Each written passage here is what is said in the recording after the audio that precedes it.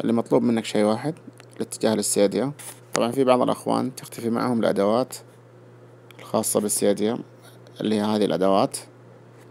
حل سهل جدا، تتجه للسيديا،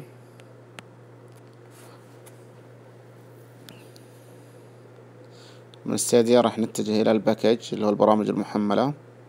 راح نحول الخيار هذا، بعدين راح نختار على طول أول شي راح نختاره سيف مود زي ما واضح معكم. راح نختار رينستول اللي هو إعادة التثبيت.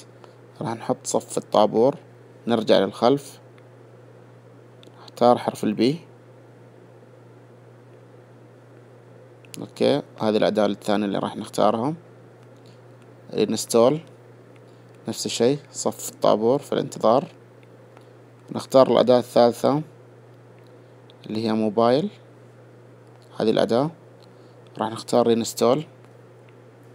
مجرد راح نختار هنا راح يحمل معانا، راح يطلب إعادة تشغيل الجهاز. راح تلقى الأدوات رجعت معك بشكل كامل.